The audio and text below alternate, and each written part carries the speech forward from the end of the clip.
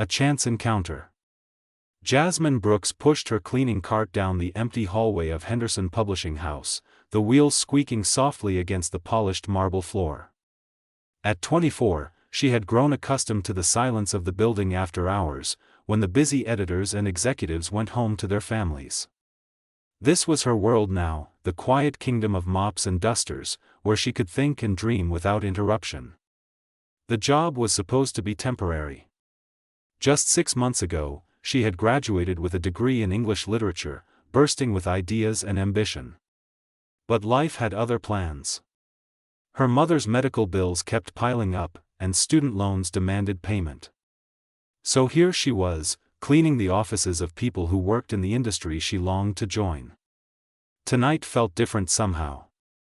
The autumn rain tapped against the tall windows, creating a rhythmic melody that matched her movements.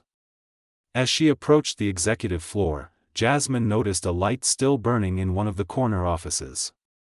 Nathan Pierce's office. Everyone knew Nathan Pierce.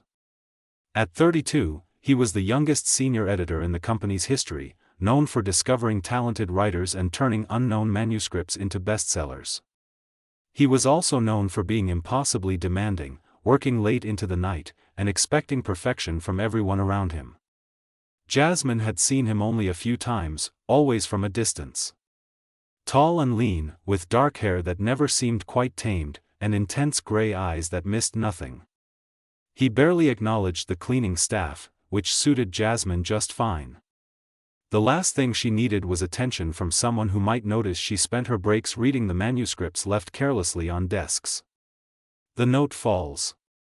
She hesitated outside his office door, wondering if she should come back later. But the light suggested he had simply forgotten to turn it off before leaving. Taking a breath, she knocked softly. No answer. She pushed the door open carefully. The office was empty, but it looked like a tornado had swept through.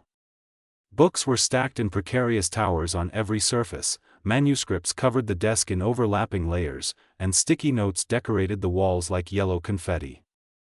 A half-empty coffee cup sat abandoned on the windowsill. Jasmine smiled despite herself.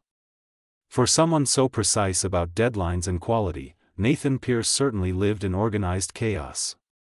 She began her routine, emptying the trash bin, dusting the shelves, being careful not to disturb the carefully arranged disorder. As she reached to straighten a stack of papers on his desk, her elbow bumped a leather-bound notebook. It tumbled to the floor, and several loose pages scattered across the carpet. Jasmine knelt quickly to gather them, hoping nothing was damaged or out of order. That was when she saw it. A piece of paper with her name written at the top in Nathan's precise handwriting, Jasmine Brooks, night cleaner. Her heart jumped. Why would Nathan Pierce have notes about her? She knew she should not read it, should simply return it to the notebook and forget about it. But curiosity won. Her eyes scanned the page. Observations, Jasmine Brooks. Age approximately 24 to 25. Works night shift, Monday through Friday, 10 p.m. to 6 a.m. Noticed her reading the Morrison manuscript last Tuesday during break. Found her handwritten notes in the recycling bin on Wednesday. Her analysis of the character development was more insightful than my associate editor's official report. Jasmine's breath caught. He had noticed her. More than that, he had read her notes. She continued reading, her hands trembling slightly. Further investigation revealed, bachelor's degree in English literature from State University, graduated with honors. Published 2 short stories in University Literary Magazine. Currently working cleaning job, presumably for financial reasons. Watched her carefully rearrange the Thompson proposal into a more logical order last week. She has an instinct for narrative structure. The next line made her heart race. Question: is she wasting her potential here? Could she be developed into an editorial assistant? Worth considering. Need to observe more carefully. A spark of hope. Jasmine read the note 3 more times, unable to believe what she was seeing. Nathan Pierce, the man who barely looked at cleaning staff, had not only noticed her but was considering her for a real position in publishing. The possibility felt like sunlight breaking through clouds. But then doubt crept in. This was just a note, probably written weeks ago and forgotten. He had said he needed to observe more, but had he? She had been invisible to him every night since then. Maybe he had decided she was not worth the risk. After all, what publishing house promoted a janitor to editor? She carefully returned the note to the notebook, making sure everything was exactly as she had found it. Her mind raced as she finished cleaning the office. This changed everything. If there was even the smallest chance that Nathan Pierce saw potential in her, she needed to prove he was right. For months, she had been hiding her passion, afraid of seeming presumptuous or overstepping boundaries. She would read manuscripts in secret, make notes that she immediately threw away, and keep her insights to herself. But what if that was the wrong approach? What if Nathan was waiting to see if she had the courage to step forward? The decision. As Jasmine locked the office and continued her rounds, a plan began forming in her mind. She would not just read the manuscripts anymore. She would compile her best observations and analyses, create a portfolio of her editorial insights. If Nathan Pierce was considering her potential, she would give him undeniable proof of what she could do. The next manuscript she found was for a thriller about a journalist investigating corporate corruption. Jasmine read it during her break, making detailed notes on pacing, character motivation, and plot structure. She pointed out inconsistencies in the timeline and suggested ways to heighten tension in key scenes. For the first time in 6 months, she did not hide her notes. Instead, she left them neatly clipped to the manuscript, with a simple label, Editorial Observations by J. Brooks. Her heart pounded as she placed the manuscript back on the desk where she had found it. This was either brilliant or career-ending. But the note had given her something precious, hope. And she refused to waste it. As dawn broke over the city and her shift ended, Jasmine walked out of Henderson Publishing House with her head held higher than it had been in months. She did not know if Nathan Pierce would even see her notes, let alone take them seriously. But she had made her choice. She would no longer be invisible. Whatever happened next, at least she would know she had tried. The rain had stopped, and the morning sun painted the wet streets gold. Jasmine smiled, feeling something she had not felt in a long time, possibility. The note had changed everything. Now it was up to her to prove she deserved the chance it represented. The morning after, Nathan Pierce arrived at his office at 7 in the morning, as he did every day, carrying his usual black coffee and the weight of a dozen deadlines. He had been at Henderson Publishing for 8 years, working his way up from junior editor to his current position through sheer determination and an uncanny ability to spot literary gold in mountains of mediocre submissions. This morning, however, something was different. On his desk, precisely where he had left it the night before, sat the Carmichael thriller manuscript. But now it had a neat set of typed pages clipped to the front. The label read, Editorial Observations by J. Brooks. Nathan set down his coffee and picked up the pages, his curiosity immediately engaged. J. Brooks. Jasmine Brooks, the night cleaner whose potential he had been quietly observing for weeks. She had actually done it. She had left him her analysis. He sat down and began reading. Within the first paragraph, his eyebrows rose. By the second page, he was leaning forward intently. By the time he finished all 5 pages, he was impressed beyond measure. Her observations were not just good. They were exceptional. She had identified every weak point in the manuscript that he had noticed, plus several he had missed. Her suggestions for improvement were creative yet practical, showing an understanding of both literary craft and commercial appeal that most of his paid staff lacked. More impressive was her writing style. Clear, confident, and articulate. She made complex editorial points accessible without being condescending. This was not the work of an amateur hoping for a break. This was professional-level analysis. Nathan reached for his phone, then stopped. He needed to think this through carefully. Henderson Publishing had strict hierarchies and protocols. You could not just promote a cleaner to editorial assistant without following proper channels. But he could create an opportunity for her to prove herself officially. An unexpected invitation. Jasmine had barely slept. She kept imagining Nathan reading her notes, his expression changing from surprise to disgust at her presumption. Maybe she had overstepped. Maybe he would complain to management about the cleaning staff touching manuscripts. When her phone rang at 2 in the afternoon, jarring her from restless sleep, she almost did not answer. The number was unfamiliar. Hello? Her voice was rough with exhaustion. Miss Brooks? This is Nathan Pierce from Henderson Publishing. His voice was professional, giving nothing away. I hope I am not calling at an inconvenient time. Jasmine sat bolt upright, her heart hammering. No, not at all. How can I help you? I found your editorial notes on the Carmichael manuscript.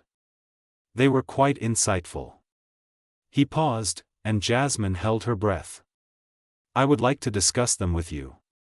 Are you available to meet tomorrow afternoon, perhaps around 3? Before your shift begins. Yes, absolutely. I will be there. Excellent. My office. And Miss Brooks, bring any other analyses you might have prepared. I am interested in seeing more of your work. After he hung up, Jasmine stared at her phone in disbelief. It was happening. It was actually happening. She jumped out of bed and rushed to her laptop, where she had been secretly compiling editorial notes on various manuscripts for the past 3 months. She had 27 detailed analyses saved. Now she just needed to organize them into a portfolio that would prove she belonged in the publishing world. A rival emerges. The next afternoon, Jasmine arrived at Henderson Publishing an hour early, dressed in the only professional outfit she owned, a simple black dress with a gray blazer she had bought at a thrift store. She carried a leather portfolio that had been her graduation gift, now filled with her best work. She was waiting in the lobby, rehearsing what she would say, when a woman in an expensive burgundy suit approached the reception desk. She was in her early 30s, with perfectly styled blonde hair and sharp blue eyes that assessed everything with calculated precision. Rebecca Walsh to see Nathan Pierce, she told the receptionist with practiced authority. He is expecting me at 3. Jasmine's stomach dropped. Nathan had not mentioned anyone else would be there. She watched Rebecca disappear into the elevator, confidence radiating from every step. When Jasmine was finally called up, she found Nathan's office door open. He stood as she entered, his expression neutral but not unkind. Miss Brooks, thank you for coming. Please, have a seat. He gestured to one of 2 chairs facing his desk. Rebecca Walsh already occupied the other, looking at Jasmine with thinly veiled surprise and something else. Contempt, perhaps, or amusement. I thought it would be productive for you to meet Rebecca, Nathan continued, his tone giving nothing away. She has been our senior editorial assistant for 3 years and oversees much of our manuscript evaluation process. A pleasure, Rebecca said, her smile not reaching her eyes. Nathan mentioned you work here. In maintenance, is that right? The emphasis on maintenance was deliberate. Jasmine felt her cheeks warm but kept her voice steady. Yes. Night shift cleaning crew. But I have always been passionate about publishing and editorial work. How nice, Rebecca replied, examining her manicured nails. Nathan, surely you are not wasting our time with amateur enthusiasm. We have actual deadlines. Nathan's expression hardened slightly. Rebecca, I asked you here because I value professional perspective. Please provide it. He turned to Jasmine. Miss Brooks brought samples of her editorial work. I would like you both to review the same manuscript and provide independent analyses.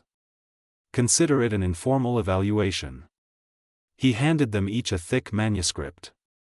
This is a literary fiction piece that came in last week. Read it tonight, provide me with your written analysis by tomorrow afternoon. 3 to 5 pages, addressing structure, character development, marketability, and revision recommendations. Rebecca took her copy with confidence. Jasmine accepted hers with trembling hands. This is not a competition, Nathan added, though his eyes suggested otherwise. I am simply interested in different perspectives. Thank you both for your time. The all-night challenge. Jasmine called in sick to her cleaning shift that night. She could not afford to lose the income, but this opportunity was too important. She sat at her tiny kitchen table with the manuscript, a pot of coffee, and every bit of focus she possessed. The manuscript was challenging. A literary novel about 3 generations of women dealing with inherited trauma, beautifully written but structurally messy. The timeline jumped around confusingly, several characters felt underdeveloped, and the ending was ambiguous to the point of frustration. But there was something powerful at its core. A raw emotional honesty that could resonate deeply if properly shaped. Jasmine read it twice, making notes throughout. Then she began crafting her analysis. She did not just point out problems. She offered solutions. Specific suggestions for restructuring the timeline, deepening character relationships, and strengthening the thematic through-line. She discussed the current market for literary fiction about women's experiences, referenced comparable titles that had succeeded, and outlined a revision strategy that would preserve the author's voice while improving commercial viability. By dawn, she had written 8 pages. She cut it down to 5, making every word count. Then she read it 3 more times, polishing until it gleamed. At 2:30, she printed her analysis on expensive paper she had bought specifically for this purpose. At 2:45, dressed in the same outfit as yesterday, she walked into Henderson Publishing with her portfolio in hand and hope in her heart. The verdict. Nathan's assistant showed her into his office at exactly 3. Rebecca was already there, looking fresh and perfect, her own analysis sitting on Nathan's desk in a pristine folder. "Miss Brooks," Nathan greeted her. "Right on time. Please, sit." Jasmine handed him her analysis, noticing her pages were longer than Rebecca's. Was that good or bad? She could not tell from Nathan's expression as he began reading. The silence stretched out painfully. Rebecca checked her phone with exaggerated boredom. Jasmine focused on keeping her breathing steady. Finally, Nathan set down both analyses and looked between them. "I appreciate you both taking this assignment seriously. Your approaches were quite different." He turned to Rebecca. "Your analysis was competent and followed standard editorial protocols. You identified the major structural issues and provided appropriate revision suggestions. Solid professional work." Rebecca smiled triumphantly. "Thank you, Nathan. I have been doing this for years." "Indeed." Nathan picked up Jasmine's pages. Miss Brooks, however, went deeper. She not only identified problems but understood why the author made certain choices. Her suggestions preserved the emotional core while making the narrative accessible. She also provided marketing context and comparable titles that demonstrate market research. The smile faded from Rebecca's face. Nathan leaned back in his chair, his gray eyes moving from Rebecca to Jasmine. "Miss Brooks, how would you like a position as editorial assistant? Part-time initially, working alongside Rebecca to learn our systems. If you prove yourself over the next 3 months, we will discuss making it permanent and full-time." The room spun. Jasmine could not breathe. "Are you serious? I do not joke about editorial positions. You would start at entry-level salary, but it is considerably more than cleaning wages. You would report directly to me. Questions? When do I start?" A small smile touched Nathan's lips. "Monday. 9 a.m. Bring your enthusiasm and your insight. Leave your mop behind." Rebecca stood abruptly. Nathan, this is highly irregular. She has no formal experience, no editorial training. She has something more valuable, Nathan replied calmly. Natural talent and hunger to learn. You had the same advantage 3 years ago, Rebecca, when I took a chance on promoting you from receptionist. Remember? The reminder silenced Rebecca, though fury burned in her eyes as she gathered her things and left without another word. After she was gone, Nathan looked at Jasmine with something that might have been satisfaction. I should tell you, this will not be easy. Rebecca is not pleased, and she has allies in the company. You will face skepticism and resistance. I can handle it, Jasmine said firmly. I believe you can. He stood, offering his hand. Welcome to publishing, Miss Brooks. Try not to make me regret this. As Jasmine shook his hand, she felt the calluses on his fingers. Even senior editors did hard work. She smiled. I will make you proud. I promise. Walking out of Henderson Publishing that afternoon, Jasmine felt transformed. The note had started it. Her courage had continued it. And Nathan Pierce's faith had made it real. Her new life was beginning, finding her place. The first month was brutal. Jasmine worked 12-hour days, learning systems, reading manuscripts, attending meetings, and trying to prove she belonged. Rebecca made everything harder, questioning her suggestions in meetings, assigning her the most tedious tasks, and making snide comments about her lack of experience. But Jasmine persevered. She arrived early and stayed late, mastering every aspect of the editorial process. She built relationships with other assistants, asked questions, studied how successful editors operated. And slowly, her work began speaking for itself. She discovered a powerful memoir by a first-time author that everyone else had rejected. Nathan read her enthusiastic recommendation and took a chance on it. The book sold to a major publisher in a bidding war, earning Henderson a substantial commission and Jasmine her first real victory. More successes followed. A literary thriller she championed became a bestseller. A poetry collection she advocated for won a prestigious award. Within 3 months, other editors were specifically requesting her input on difficult manuscripts.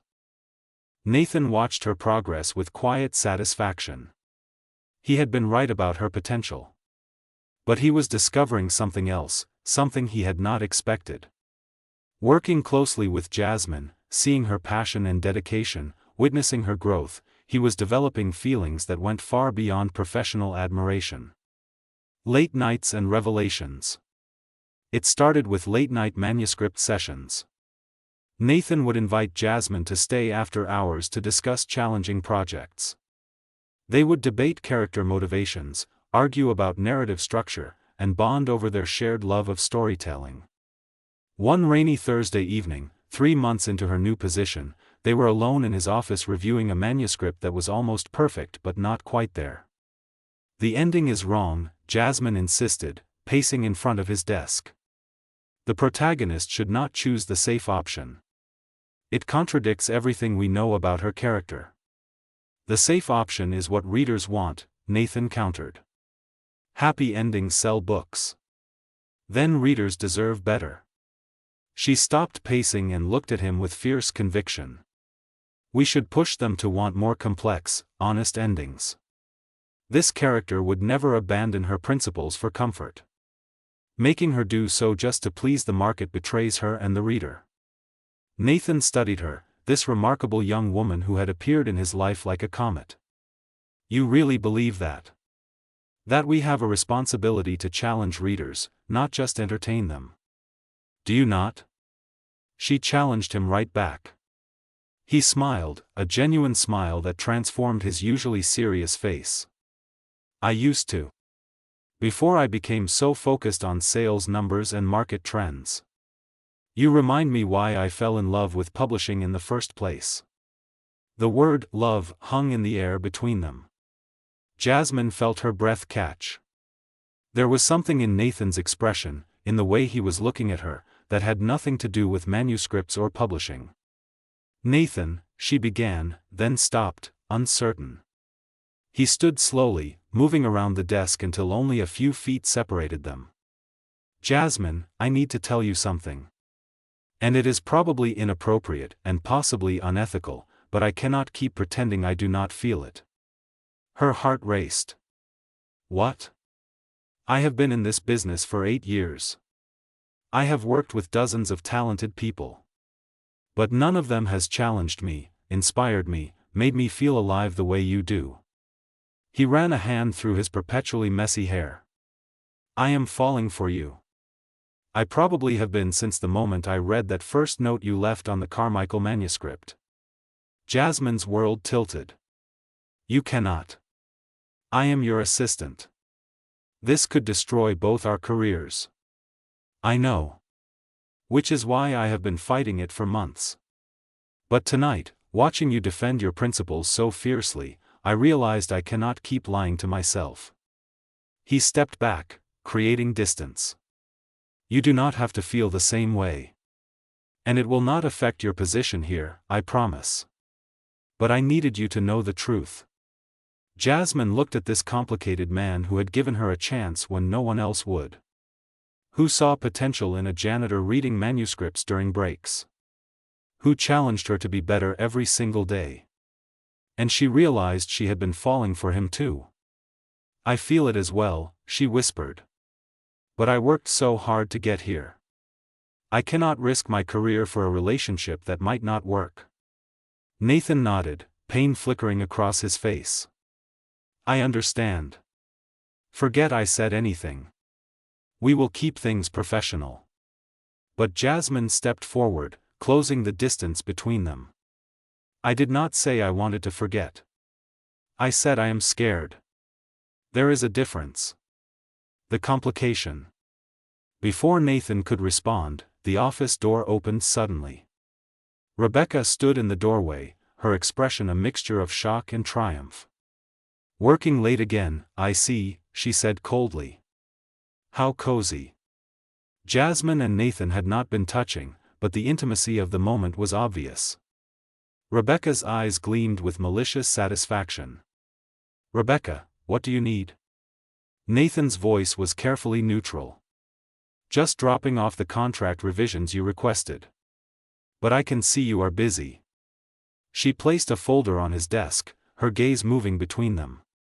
I will send an email about tomorrow's meeting instead of disturbing you further. After she left, Jasmine sank into a chair, her face pale.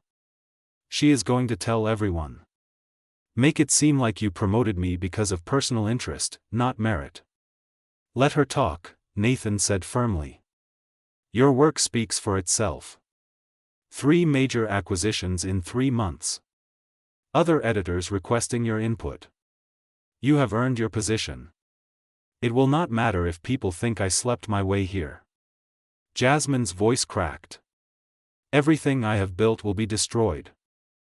Nathan knelt beside her chair, taking her hand. Then we make a choice. We can end this now, before it truly begins. Stay strictly professional, prove Rebecca wrong through your work. Or? Jasmine looked at him, tears threatening. Or we take a risk. We be honest about our feelings but transparent about our relationship. We document everything, maintain clear professional boundaries at work, and trust that your accomplishments will prove you earned your place. He squeezed her hand gently. I will not lie, Jasmine. Either path is difficult. But I want you to choose what feels right for you, not what you think you should choose. The board meeting. The crisis came sooner than expected. By Monday morning, rumors were spreading through Henderson Publishing like wildfire.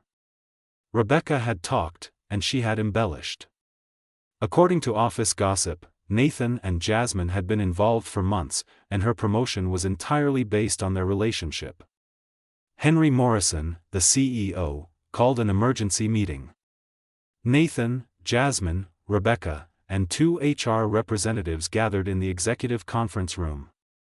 These allegations are serious, Henry began, his expression grave. Nathan, you are one of our best editors, but we cannot have impropriety in our promotion practices. Nathan started to speak, but Jasmine interrupted. May I say something? Henry nodded. Jasmine stood, her voice steady despite her shaking hands. 3 months ago, I was a janitor reading manuscripts during breaks because I love books. Nathan discovered notes I left analyzing a manuscript. He gave me a chance to prove myself through an editorial assignment, competing directly against Rebecca. She pulled out her portfolio. Here is my analysis from that assignment, dated and witnessed by your assistant, Mr. Morrison. Here are the manuscripts I have acquired since being promoted, with revenue reports showing their success. Here are emails from other editors requesting my input. And here is my original bachelor's degree transcript, showing I graduated with honors in English literature. She turned to face Rebecca. You have been sabotaging me since day one because you feel threatened. But my work is legitimate. My accomplishments are real. And yes, Nathan and I have developed feelings for each other, but that happened after I proved my worth, not before. The room was silent. Then Henry picked up her portfolio and began reading. After several minutes, he looked up at Nathan. Did their relationship influence her promotion? No, Nathan said firmly. Jasmine earned her position through exceptional work. My personal feelings developed afterward, and I have been fighting them precisely because I did not want to compromise her professional standing. Henry studied them both, then turned to the HR representatives. Your assessment? The senior HR director spoke. If Miss Brooks's work history supports her claims, there is no violation. Relationships between co-workers are not prohibited, only relationships that create conflicts of interest in hiring or promotion decisions. The timeline suggests the promotion was merit-based. Rebecca's face went red. You are just going to believe them? I am going to believe documented evidence, Henry replied coolly. He looked at Jasmine with new respect. Miss Brooks, your portfolio is impressive. Very impressive. In fact, I would like to discuss expanding your role.